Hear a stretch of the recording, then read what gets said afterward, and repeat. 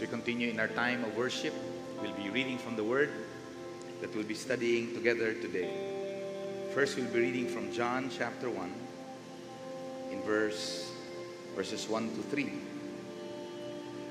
In the beginning was the Word, and the Word was with God, and the Word was God. He was in the beginning with God. All things were made through Him, and without Him was not anything made that was made.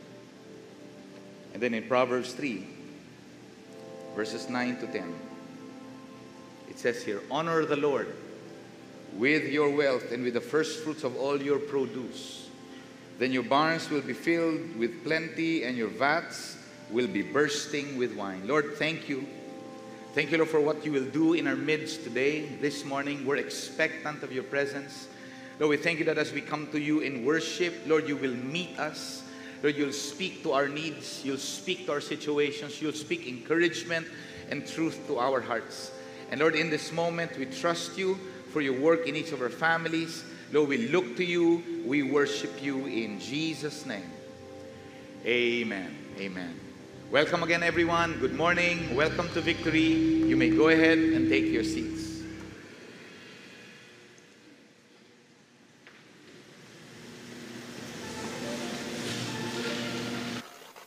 What would happen if we gave God our 100%? Offering to Him all our resources with no reservations, and gave expecting nothing in return? What would happen if we understood that our ability to produce wealth is not based on our own ability, but on God's character? Everything that we have comes from God, and He is able to bless us abundantly, so that in all things at all times, having all that we need, we will abound in every good work. Would you trust God with your 100%? Good morning, everyone. We're starting a new series. We've entitled it 100%. And in fact, we're going to talk about finance. That's part of it, though. But a big part of it, we're going to talk about all of our lives, 100%. Usually, when we do any of our finance series, often a big part of what's talked about would be tithing, generosity. And usually, it would, we'd think about it in this way. Oh Lord, magbibigay po ako sa inyo, Lord, ng tithe ko. Magbibigay ako sa Lord ng generosity ko. Tapos God, Lord, ako nang bahala dun sa the rest, ha? Whatever remains, Lord, that's mine. It's mine for me to spend however way I want. Not realizing that the 100% belongs to God. When it comes to our finances, the 100% belongs to God. And every decision we make when it comes to the rest of our finances is still to be submitted to the Lord. But we'd like to be able to paint an even bigger circle. It's not just our finances. It's our whole lives. We were created by God. And because we were created by God, He owns us. And because He owns us and all of our lives, our 100%, all of our lives, everything, all the way from our physical, mental, emotional, psychological, financial, social, every endeavor, every dream, everything that we are, every pursuit, every effort, all of that, 100% belongs to the Lord. In fact, I love the fact that God owned us twice. God owned us twice. First, when He created us, and second, when He died on the cross for us.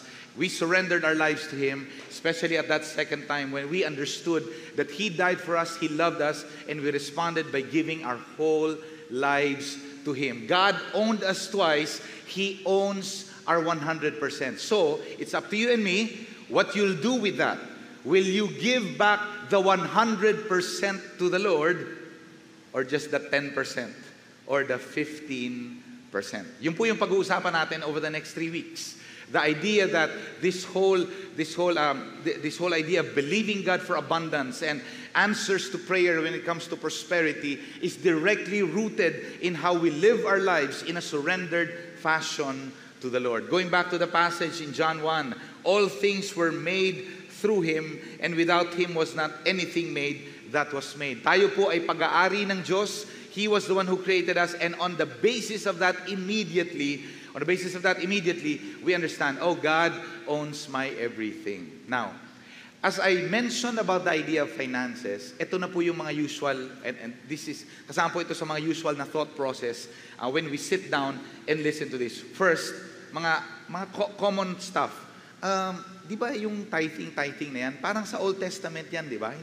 I doubt if it still applies in the New Testament. I mean, the commands that were given about the tithing was really just in the Old Testament, right? Tapos pangalawa na usual na iniisip ay, alam mo yung church, yan talaga minsan ang hindi ko gusto sa church. Kasi at the end of the day, pera-pera lang yan. Na-encounter nyo na ba yung ganong klaseng thinking? So, kaya nga minsan, pag mag-uusap tayo on finances, parang ang hirap simulan kasi in the first place, parang may conflict of interest. Kaya ka mag-preach on finances para dumami yung giving. Gusto na natin to sabihin right at the onset. You don't even need to give to this church. Really? No, we give according to where God leads us to give, yes. And yes, the Lord would lead you to give to this church because this is your storehouse in a sense. Diba? Yung bring the tithe into the storehouse. But if you cannot trust us yet with that, ay grabe, no problem. Go ahead and give. We'd love to be able to serve all of our other churches here in the vicinity. Give to CCF, give to Saddleback, give to GCF over there in Silang. Kung hindi mo pa tayo matras, para lang at least maintindihan mo na hindi ito pera-pera. This is about you in relation with God and His promises for your life. We want you to be able to experience His abundant prosperity, and a big part of that is being able to take steps of faith to believe Him, to give according to His commands when it comes to money. Okay? So I'm putting that aside now para lang at least alam niyo, hindi ito tungkol sa dagdag na giving sa church. Tapos yung isa, yung common na thinking pagdating sa tithing, hindi po ba pang Old Testament yan? Well, ito nga actually ang matindi. And I'd like to put it this way. In the way it was described in the Old Testament, yes, giving is 10%. But in the New Testament, giving is 100%. Parang, whoa, really? I'd like to point you to a passage, an interesting one. This is in Luke 11, verse 42. But woe to you, Pharisees, for you tithe mint and rue and every herb and neglect justice and the love of God. So you get the picture. Yung Pharisees, magaling mag-tithe. Pero the more important aspects of the law, it says there, you neglect justice and the love of God. And then Jesus says, these you ought to have done without neglecting the others. So nakita mo, may dalawang in-acknowledge si Jesus. Dapat gagawin niyo yung justice at saka love of God. Kasi yun ang mas mahalaga. Without neglecting the giving of the tithe of your herb gardens. Did you catch that? So Jesus, in one sentence, affirmed the tithing and yet at the same time gave an emphasis to the fulfillment of the law. Di ba ganun siya lagi magsalita? You have heard it was said, do not look at the woman, so you shall not commit adultery. But I tell you, if anyone would look at a woman with lust, he has already committed adultery with her in his heart. The idea that the fulfillment of the law is always the internal stuff. So ito siya. Yes, in the Old Testament, binigyan kayo ng guideline. Magbigay kayo nitong tithe para it's a surrender of your life to the Lord. It's a surrender of your finances to God. So give 10%. Pero pagdating sa New Testament, the 100% belongs to the Lord. Everything that you are, all that you are. When Jesus says, love the Lord your God with all your heart, your mind, your soul, your strength. I mean, God is asking for 100%. And that's where we'd like to begin in our conversation today. Is your 100%, and I'm not talking about your finances, is your 100%, I'm talking about your life, everything that you are, your mind, your soul, your strength, are you able to love the Lord with all of it? Grabe, no? Mas mahirap pala ang challenge kapag binalikan mo yung totoong intention of the tithing command. Mas mahirap pala kasi ibig sabihin, ibibigay ko ng buong buo ang buhay ko kay Lord. And this is where we're going over the next 3 weeks. So today we're going to talk about setting apart all that we have for God. Ayos, so me, 100% of my life set apart for God. Then in the second week, we're going to talk about setting apart our hearts through our giving. So apparently it tells, the connection there is that the heart is directly connected with our giving. And we're going to explore that further next Sunday. And then finally, on the third week, we're going to talk about setting apart our finances. Ito na. So what do I do with my finances? What do I do with the rest of with the whole 100%? What do I do with that? It's about setting apart our finances for generosity. Ayun, naku, mahirap yata yan. And righteousness. Wouldn't it be great to be able to make righteous financial decisions? Because when you make righteous financial decisions, you can be assured that when I give, the Lord is pleased and He will be the one to make all things, katulad ng binanggit sa video, cause all things to abound to me and to my family, so that at all times, in all circumstances, I can also continue to abound in good works and righteousness. Oh, are you excited? Para sa pupuntahan natin over the next 3 weeks? Game? Okay, let's begin. Let's begin. So, Proverbs 3, in verse 9, it says there, honor the Lord with your wealth and with the first fruits of all your produce. Then your barns will be filled with plenty and your vats will be bursting with wine. Some of you are thinking, wine. Oh, pag-uusapan natin yan in a short while. Okay, easy lang, okay? Pag-uusapan natin yan. Pero let's begin with the first one, to honor the Lord. The idea is to honor the Lord with your 100%. To honor the Lord with my 100%. That phrase that talks about honoring the Lord, the idea is to give weight to God. Yung pong word na honor mismo, ibig sabihin nun, bigatin. Weighty.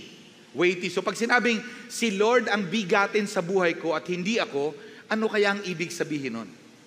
What do you think does that mean? When you say, we honor the Lord with your life, when you honor the Lord in your life, Lord, that God has the biggest weight in my life, more than any other consideration. Let's talk about decision making. For example, who do you listen to most when it comes to seeking advice?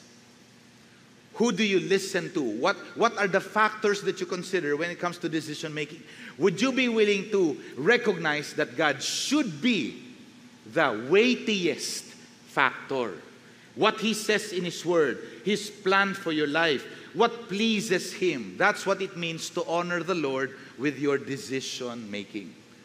Let's talk about in terms of pursuing yung direction ng buhay mo. Ano ba ang factors na kino-consider mo when you think about your plans and your dreams in life? Tingnan ko yung abilities ko. Ano ba yung cut out sa akin? Ano ba yung opportunities that are before me right now? Where is the money? Where does the money flow? How do you call that? Saan ba pinakamalaking pwede kong kitain? Usually, that's a huge factor when it comes to thinking about plans and dreams, right? Yesterday, we were just plotting out the courses of my daughter. My second daughter is about to go to college by next year. So, pinag-uusapan na namin yung mga plans niya. Mag-a-apply na siya for college entrance exams. Tinitingnan namin yung mga courses. Tapos, pinipigilan ko yung sarili ko. Na anak, yan yung pinakamalaking kita. Yan yung pinakayayaman ka. Because that's the traditional way of looking at courses, right? Anak, mag-nursing ka para mag-abroad ka, tapos yayaman ka talaga ng gusto. Anak, mag-IT ka kasi ang lalaki ng kita ng mga IT ngayon. So I had to go back to her and what exactly is her usual or your path. Yung feeling niya dito pwede ako mag-excel, ganyan. Ano ang basihan mo? What are the factors when it comes to determining the direction of your future? Could God be the weightiest of them all? Would you be willing to seek God and ask, Lord, what are your plans for my life? More than what I see in myself, more than what I desire, more than what could give me the greatest reward. Lord, what are your plans for my life? Will God be the weightiest factor when it comes to determining your future? That's what it means to honor the Lord. So when it comes to choosing between sin or righteousness, alam mo na kaagad, Lord, I want to please you with my life. When it comes to responding in anger or in mercy, Lord, it's difficult to respond in mercy, but God, I want to honor you, Lord, in this area. I want to please you, God, to honor the Lord. I pray that let that be the first thing that would be settled. Let that be the first thing that would be settled in your heart. Honor the Lord. I beseech you, honor the Lord.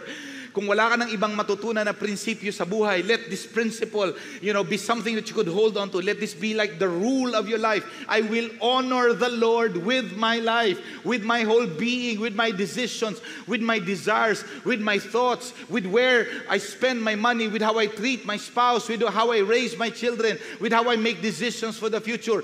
Honor the Lord. We beseech you, honor the Lord. At matindi po yan. The impact in your life, is wonderful when you choose to let God be the weightiest weightiest. Siya ang pinakamabigat.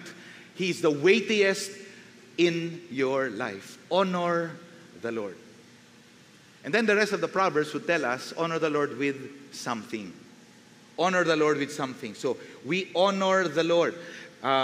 There's this passage in Deuteronomy 8. Ito.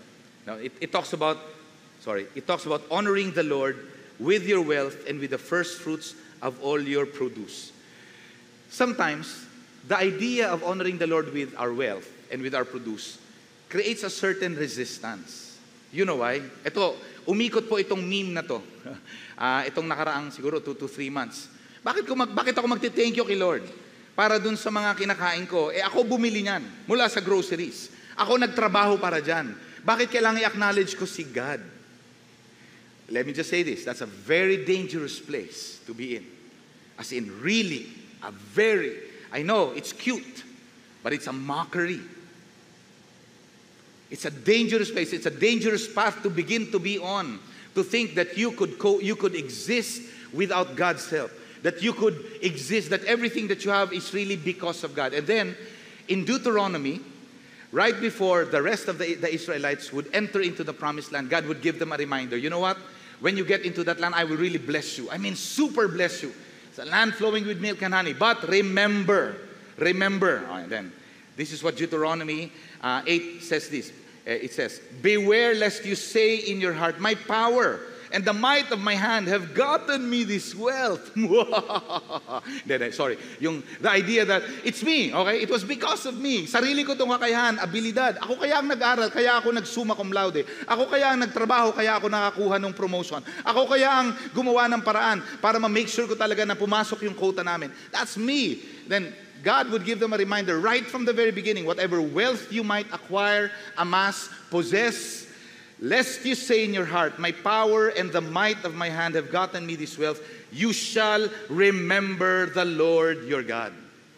You shall remember the Lord your God, for it is He who gives you power to get wealth. So this settles the whole idea of giving back the 100%. So Lord, everything that I have, I thought it's mine. It's mine to make a decision. I mean, I give you, Lord, the 10%.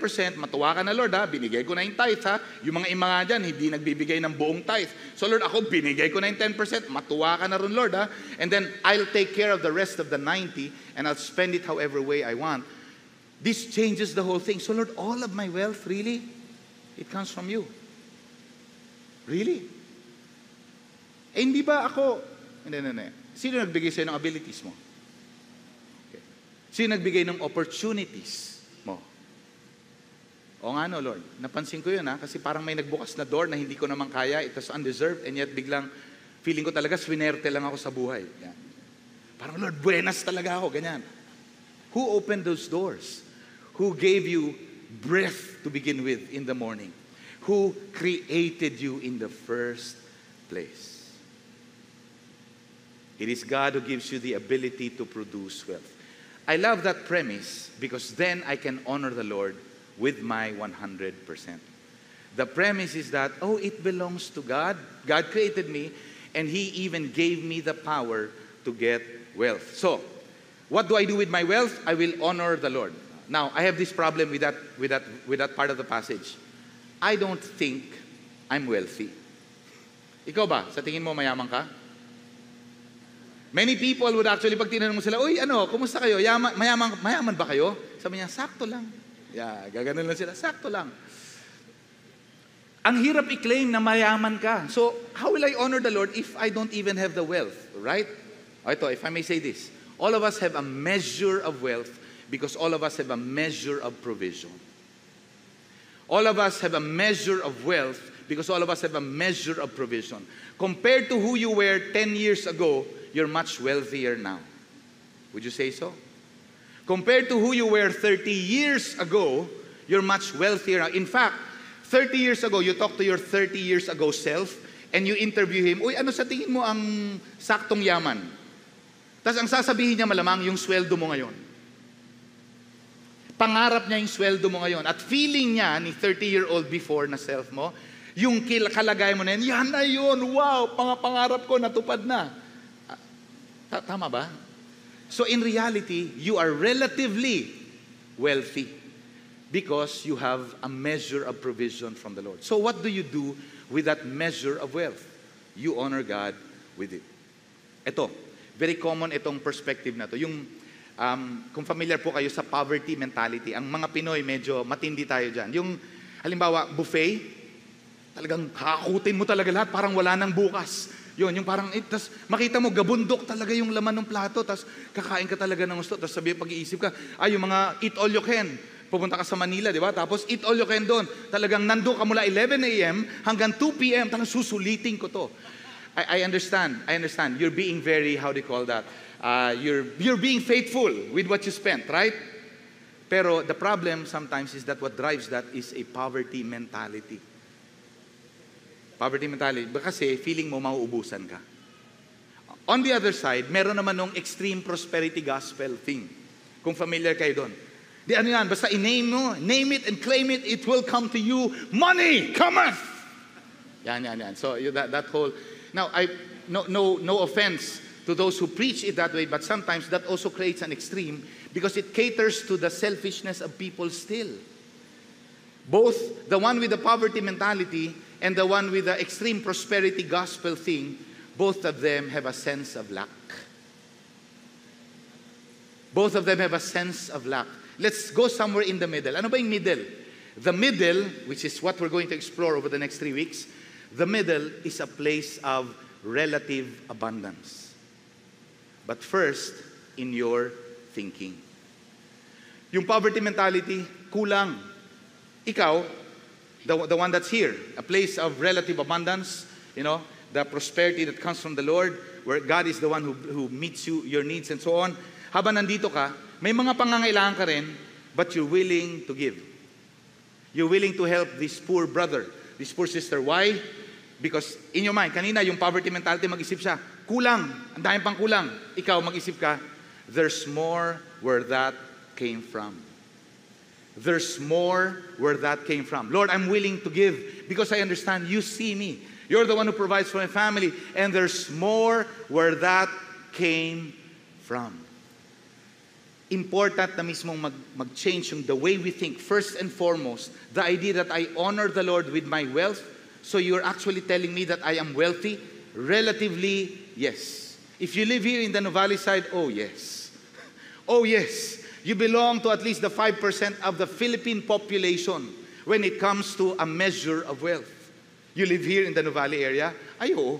Oh, parang tatanggapin mo na, okay, so sige, all right. So what do I do with my wealth? I honor the Lord with it.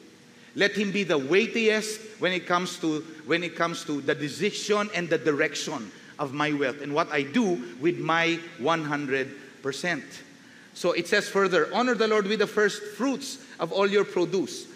In the Old Testament, they had what they called the first fruits. The first fruits they're the first harvest, the best of the harvest. They would not give 10% of that to the Lord. They would give 100% of that to the Lord. So, the first harvest, dadalhin nila, magta-travel sila. In their feast of harvest, they would all come together and then they would pour. They would give the 100% of their first produce. The rest of the crops of the land, hindi pa nila na-harvest ng buo. Pero yung unang harvest lang muna, yung una. And that's very similar, familiar ba kayo rito, yung bago kang single, tapos, I'm not telling you to do this, pero I just observe this. Yung sobra ka excited, first sweldo mo, binigay mo sa nanay mo. Do you remember that? How many of you have done that? So I've heard people, yeah, exactly. That's the first fruits. That's the same idea. You honored your mom with the first fruits of your wealth. Lord, ito po ang una kong sweldo, binibigay ko sa nanay ko, nagpapasalamat lang ako sa kanya. I'm not asking you to do that per se, and parents, please don't expect that from your children here and now. But I'm just describing something that's part of the culture. Pero the idea behind that is honor. Honor. At ito siya, this is what that means to me and to you. It's not just about the 10%. It is about the 100%. Because sometimes, God would tell you to give all. Sometimes God would tell you to give all. And as I say this, I think about the New Testament. You remember Barnabas sold a field and gave everything to the apostles. He didn't give 10% of the, of the proceeds from the field. He gave 100%. That's what they did. And we see that every so often. I mean, people would give, every time there's a project in church, people would give cars, would sell lots, and they would just give 100%. What? That's so crazy. But people actually do that. I mean, I'm saying that in the context of here, Victory. So church, I mean, super generous people kayo. Nakakatuwa. Ako mismo po, super ako amazed. Doon sa the way that the people respond to honor God with their wealth and with the first fruits of all their produce. And then it says there, so what do? I honor the Lord with my 100%. And then I honor the Lord with my wealth. I honor the Lord with my first fruits as God directs me. As you honor the Lord speaks to you about what to do with your 100%. Your first 100% is your life. Your second 100% would be the whole of your resources, your finances. We challenge you, as the proverb would tell us, honor the Lord with your wealth and with the first fruits of all your produce. I like the latter part of that passage. It says, then. Now, this part I love. Then. Ito pong part na to, exciting to. Kasi then it tells us, if I get to do that, I honor the Lord, then the regular, the usual, the common result is, then, it says there, your barns will be filled with plenty and your vats will be bursting with wine. You will be filled to the overflow. I'd like to ask for Theseus to come up. Konti pong introduction. He's part of our Vietnam team who's going to minister in Da Nang. They have a wonderful story. I mean, hearing their stories as to how God provided for the time, itong nakaraang 4 months that they've been raising support, it's amazing. Just to be able, and eto po siya, we're sending 2 teams this September. One to Da Nang, Vietnam, the other one to Surabaya, Indonesia. We have students in the group. And these students, sila yung parang they're taking a step of faith to believe God for provision, and amazing how God does the then. The idea that then your barns will be filled to the overflow. Go ahead, T. Thank you, Pastor John. So, going to 10 days, this is actually a conversation, ongoing conversation between me and my wife at the start of the year. Kasi nga, we have 2 toddlers and mahirap talaga iiwan ng misis kapag you have 2 toddlers with her, no? But she said yes to the mission and game, all out kami for the 10 days mission because we believe that we can serve the church and God's purpose in Vietnam as well. So as we go on, we went to training and all that, pero honestly, I wasn't really that faithful to the Lord. And I really repented. And I have this conversation between my wife. Sabi ko, sweetheart, sorry, I feel bad talaga to God. Kasi with just a few months left, hindi ako agad nakapag-start ng, alam mo yun, talking to people and speaking to people about the 10 days mission and then sharing the vision to them and how they can be part of it and how they can be helped. And feeling ko, medyo na-late din talaga ako. And amazingly, even with that delay, even in my unfaithfulness to say, no, God still remained faithful. With a short period of time, God provided for not only me, even our team, the whole team, no, our 10 days mission fund na kailangan. And in addition to that, somehow the Lord spoke to our team, and we were presented actually to one of our local governments. And amazingly, as we look back, sabi namin, teka, our local government supported each one of us to the maximum amount that we were actually asking individually. So sabi ko, Lord, ang galing mo talaga. I mean, wala kaming kilala in the government, no, in the office or anything like that. Parang God can really use people. He can send divine appointments to provide for all of our needs, especially when we, alam mo yun, do it for God's mission. So, I tell you, God has really been faithful, even in our unfaithfulness. And even when we see na parang, Lord, konti na lang yung time, you know, God's timing is always perfect. Thank you, Pastor John. Thank you so much, Theseus. If you have the opportunity, you can go ahead and talk to some of our team members and they'll tell you more stories about how God was faithful to provide for this particular mission. Natutuwa talaga ako dun sa step of faith that that all of them took to be able to see this happen. All right, what is the result? What's the usual result when we honor the Lord with our wealth and with our first fruits? The Lord causes our barns to be filled to the overflow with plenty, it says there. And then our vats will be bursting with wine. Now, I understand. Is this an affirmation of the whole idea of, how do you call that, drunkenness and debauchery? No, not necessarily so. It so happened that in their culture, this was part of their wealth. This was part of their wealth. The idea that, where do you store your crops? Extra, barns. Where do you store your produce when it comes to the vineyards? In the vats. And the Lord will cause the barns and the vats to overflow, as in, to brim over. Tatlo po ang usual nilang produce ng Israel. It would usually be the crops, the oil, and then the wine. So pag meron ka nung tatlong yon, super yaman ka talaga. And again, in their culture, wine was a regular part of their meals dahil nga malamig. Okay, hindi yan masyadong ganun sa Pilipinas, all right? Iba ang dahilan usually when people drink that. Okay, so pero you get the idea.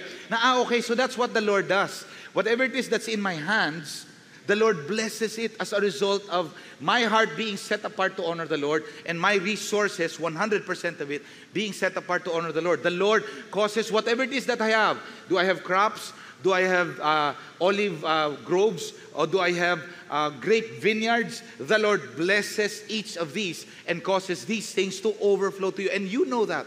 You've experienced that. Lahat tayo may kanya-kanyang kwento. How God caused expansion, caused so much blessing to come on you. Even created a windfall in your life. Na parang ikaw mismo, Lord, this could not even be credited to anything that I've done.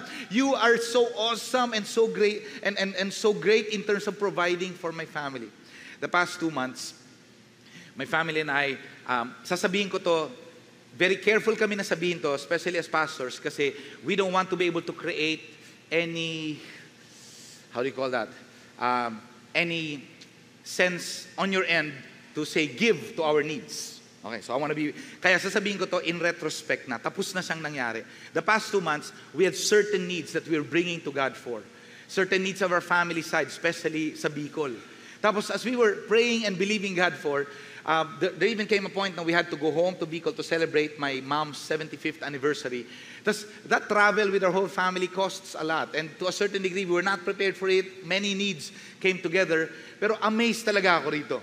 We made a decision the week before, Lord, tuloy na kami.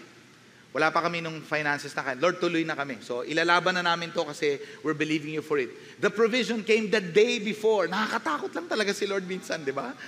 At eto siya. As in, super unexpected. Kami lang nagpe-pray, wala kaming inaas. Tapos biglang nagkaroon ng message sa amin na biglang binanggit itong particular amount na to, na yun mismo yung kailangan namin para dun sa travel na to pabalik ng probinsya. The idea lang na, Lord, you see our needs. It came the day before. So Wednesday yon last week. Last week. Tapos Thursday kami na umaga bumiyahe. It's just amazing how God provides in that way. He sees your needs and causes all things to abound to you. As a result of that, your vats will brim over. Your crops will be filled with so much plenty. The idea that the Lord will bless you over and above what you need. That's something that we're looking forward. We're really looking to God to be able to do for us. So as a result, I pray that we would have, that this particular conviction would grow, that your 100% belongs to the Lord. And when we talk about that, we're not just talking about your finances. We're talking about your whole life. The Lord created you, owns you, bought you a second time with His blood. And now that you've surrendered your life to Him, yes, your 100% belongs to God. May He be the weightiest in your life. Siya ang pinakamabigat sa lahat ng iyong mga decision-making, direction, choices, responses. And as a result of that, I pray that you would also give to the Lord. You would recognize that the Lord also owns 100% of all of your resources. He has given you the ability to produce wealth. And our desire, and this is something that we pray for you and for your family, may you honor the Lord with it. And may God astound you with what He will do in your life after. So, a quick challenge. How will you honor the Lord with your wealth and with the first fruits of all your produce? Now think about that now. So Lord, what are you speaking to us? How will I honor you practically, Lord, with that? For some, nag-work sa kanilang percentage giving na tinatawag. The idea of percentage giving is that you set apart a particular percentage that you could give back to God.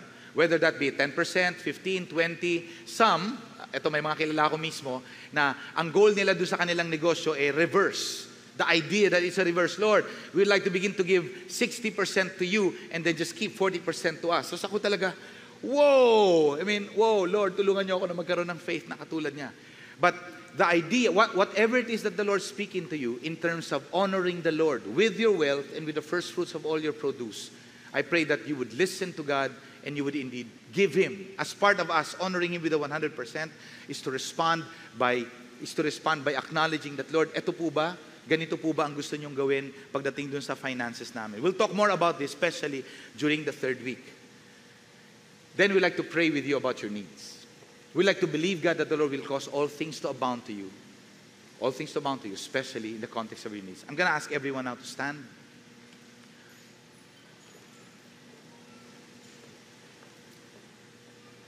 We're going to ask you to maybe group yourselves into 2 to 3 people. If you don't know anyone yet in the church, this would be a good moment. I'd like to ask you to just pray with each other for each other's needs. Would that be okay? If you're with your family, then go ahead and pray with your family. We'll give you a full 2 minutes. Let's just go ahead and pray for each other. Let's be a house of prayer. Let's be a community that stands with each other when it comes to each of our needs. And this is part of what you'll pray for. That the Lord will cause their crops to just abound, all their produce to just abound in every way.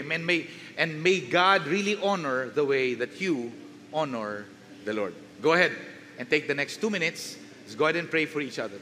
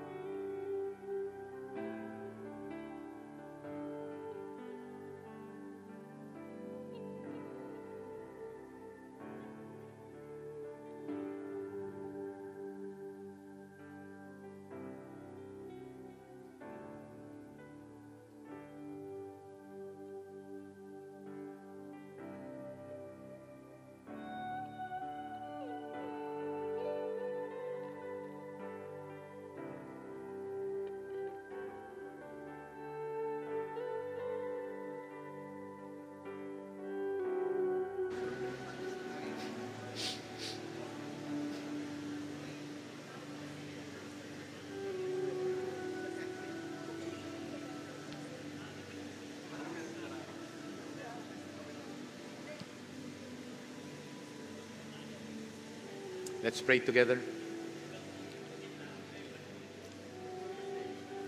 I'd like to lead you in a prayer of surrender to the Lord. At the same time, a prayer of repentance. A repentance in terms of the way that we have not honored Him with our lives and with our resources in the past. And finally, we're going to pray together that the Lord would break the hold of poverty and lack in our lives, because the Lord wants to be able to deliver you and me, each of our families, from this. Let's go ahead and say this prayer with me. Lord Jesus, I recognize that you are the weightiest in my life. And today I surrender myself, my whole life and family, that I may honor you. Today I surrender 100%, my whole being, and all of my resources given completely to you. I ask you now that you would teach me how to continue to honor you with the resources you've entrusted to me.